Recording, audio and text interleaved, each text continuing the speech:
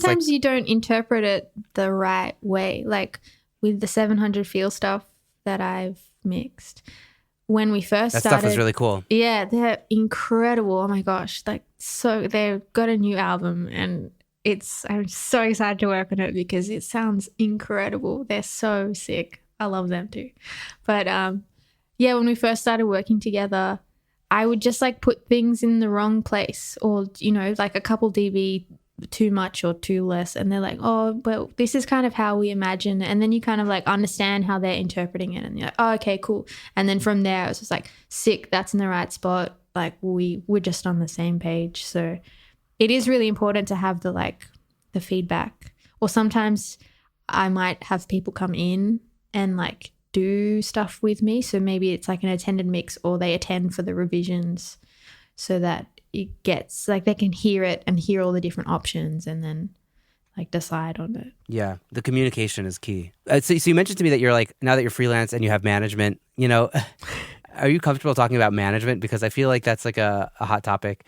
Like how does one find management and I don't know, get that going on for them? What was your story, at least, with it? Well, it's still like quite a new thing, but I kind of knew of them just because one of them used to live in Sydney, and I kind of like helped them with stuff. They helped me with a couple of things. They'd been to shows of other bands that I played in, so you kind of just knew them. And then it's just like you see the things that they're working on and you're like, oh, I really like that, and cool, that's doing really well. Oh, okay. We talked about it like a few times over the years as well. But then it was like kind of a decision to be like, oh, cool. Well, how do I get to the next level? Maybe I can't do that by myself, so I'll bring somebody on to like help. But also I was also getting to a point where I was like, yes, cool. I'll just, and then no money. Like, well, not no money, but I was, ripping myself off at the end of the day because I was like really invested in stuff. And so it's nice having that to put a bit of like self-worth on it. But also like, at the end of the day, I need to pay rent, and I need to pay rent to my studio, and I need to feed myself. So I don't know what I'm saying now, but it was important to make sure that I like kept on top of those things. And it also got to a point, like actually the real reason was it was getting to a point where I felt like I was answering emails more than doing my work, and I couldn't do a good job of my mixing work because I was like trying to keep up with everything else. And I was like, I can't focus on both of the things, and having someone else to just talk about stuff, it's like therapy in a way, it makes you feel better. Right. Listen, because when we're overwhelmed with our work, we get so stressed out that like just alleviating that is a form of therapy. You know what I mean? Yeah. So that's awesome. So they were able to kind of pull you out of that hole and give you the space to do your work. And and they can also like highlight the things that I'm good at too, and like where I need to like keep my focus and be like, because before I was doing production for all these people, which was fun, but I would be so drained at the end of it, and they're like, let's focus on the things that you actually enjoy doing. And I'm kind of working less at the end of the day because I'm excited to work on the things that I want to, and I get it done faster because I am excited and the work's better. And yeah, it took a long time, and bringing on other people to like realize that, but it's like the coming of age of becoming a professional. Is realizing these are the areas I can really excel at, and how can I eliminate the things that I don't need. And like I mentioned this on my podcast before. There's a book called Essentialism, which you don't really need to read because it's basically a 1-paragraph book in an entire book. But it's like when you say yes to one thing, you're saying no to a lot of other things, and you kind of have to say yes to the right things in order to, and say no to the right things so that you're on the path that suits you, So that's great. I'm happy that you found them, and were able to make like an arrangement that worked for you guys, Yeah, me too. Makes my life way easier. Also, I feel like I relate to you in the fact that, whatever you're trying to work on, this perfectionist thing that we kind of mentioned already is like, you want to do your best on whatever song that is. Yeah. So if you're working on a song that isn't paying you enough, or you're going to just put your whole heart into it anyways, and that could be really, detrimental sometimes. Yeah. So Well, I think also in this industry, especially because, I have done a lot of engineering, a lot of assisting, and like I still work with people and have friends who do that stuff. And sometimes people just like take and take and take and take, and then you've been there till like 4 a.m. and you've ended up earning like $3 an hour, and it's just like you're tired and grumpy, and then you have to do it again, and it's not worth. If someone's treating you nicely, like you can push yourself to do more, or if someone's treating you well, you will go the extra mile for them. And someone's not, being nice to you and just punishing you, then you're like, well, you can be doing something else that like fulfills you better, like eating or seeing your family or, your partner or whatever. So totally. Yeah. Self-care, I guess, is the maybe the takeaway there. Yeah, I feel like there's also like seasons where you're at the beginning and you can kind of hustle and just do whatever it takes to kind of get things started. And then there's a point of maturity where you're just like, I need to take care of myself. Otherwise, I'm going to burn out and not be able to do this for the long haul, Yeah, and I've definitely like experienced that a few times. And so having people who I can talk about it with, and they're like, okay, well, like let's make sure that you have Christmas off, because everyone else does, and you're not going to be doing anything, no printing of stems or like revisions or whatever, because you've worked like the whole year, Yeah, and like we're people who work weekends and all that stuff too. Like sometimes, I mean, I have in the past worked 6 weeks without a day off. Like it's not fun. I mean, and I'm sure I've never done that. That sounds intense. Yeah, it's happened, but and people who've done it worse, But you need to look after yourself because, you can easily burn out, and then you could get to a point where you're like, I'm done. And I've said that, but I've never actually like properly left. Yeah. So right. Yeah. Yeah, totally. Yeah, you don't want to regret doing something that you don't want to do because I don't know. It feels like all these projects are urgent when in reality they're not, and they're not. It's not brain surgery. You know what I mean? We can take a minute for ourselves and just stress less. I do think that people have become very stressed out since the pandemic started. Like since like work has come back after like the initial lockdowns and stuff like.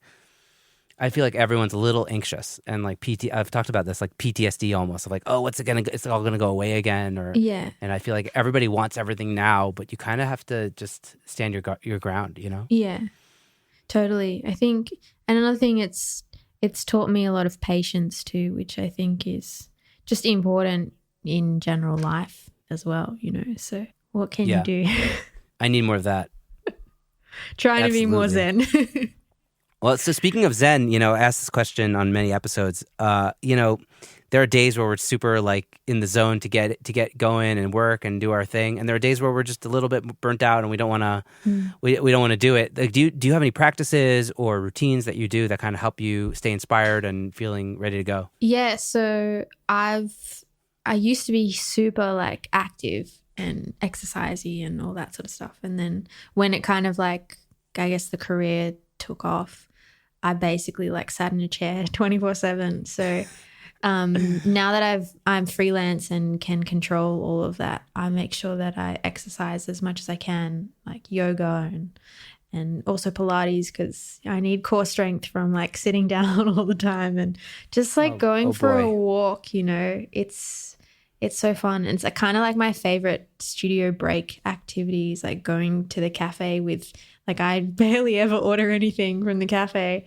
but I just go with whoever's going. I'm like, come and get me when you think, because it's good to have a break from stuff. But yeah, walking.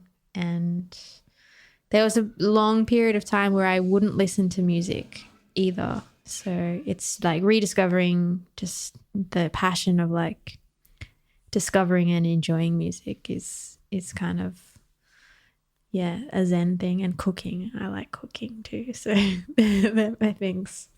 I like cooking also. I don't feel like I have like I'm a dad, so I don't feel like I have time where I'm like in a Zen zone when I'm cooking, because I'm often like just trying to get it done as quickly as possible. But when I do have time, it's really nice. It's really nice to cook.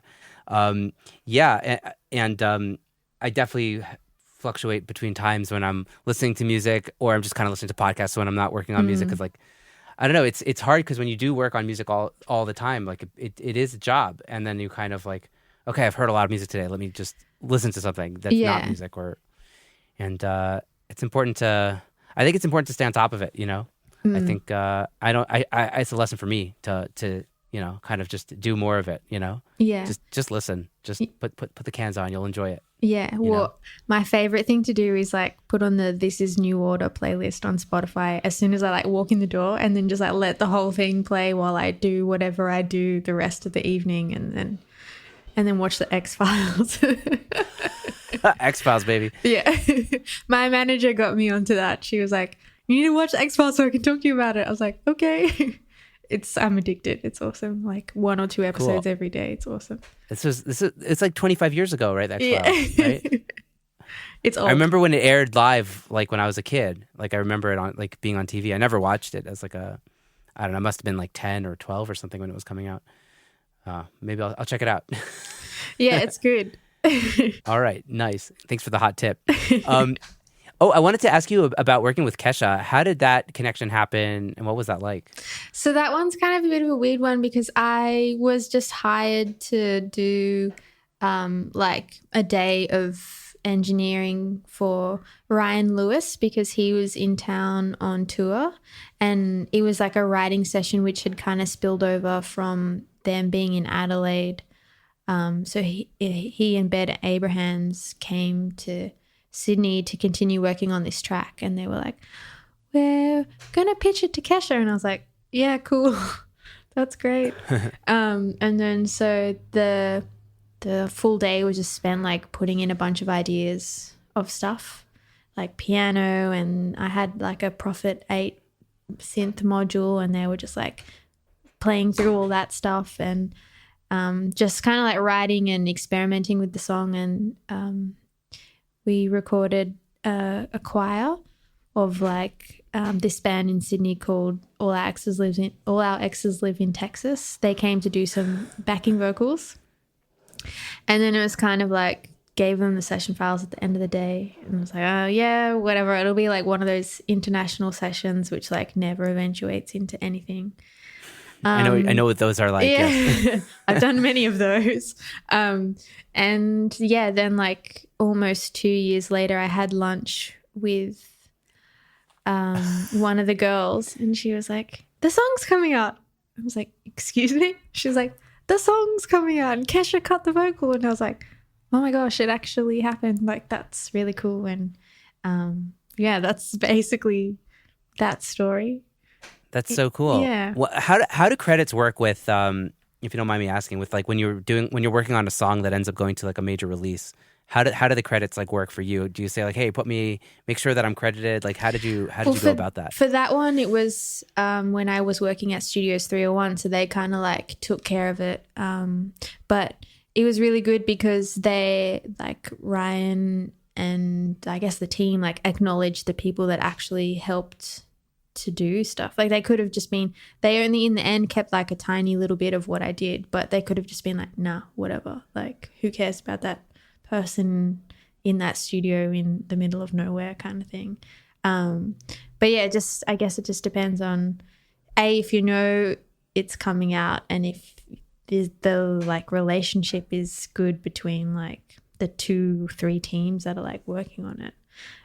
Yeah. But there's also things that I've worked on which I'm pretty sure I've cut the vocal, but like sometimes people won't answer me, so I don't know if it's my credit or not. So it's just like sometimes you get a win, sometimes it's a big question mark of what's happened. I don't know. Yeah, it's so interesting. The one time I like actually like I was working on like I cut a vocal for Avicii with an artist Alex Clare, who's based in Israel now and who I've worked with extensively. And I was like, okay, if this is going to Avicii, I need to ask for credit. And I messaged his manager and said like, hey, like, can I get credit on this if this works out? And they said, yeah, for sure. Yeah. And then it didn't happen. And then Avicii died, and here we are. Which is, so it's just a double sad story, I guess. Yeah. But it was like, oh, I'm so close to the top, in that moment, Well, sometimes it's just like someone could have a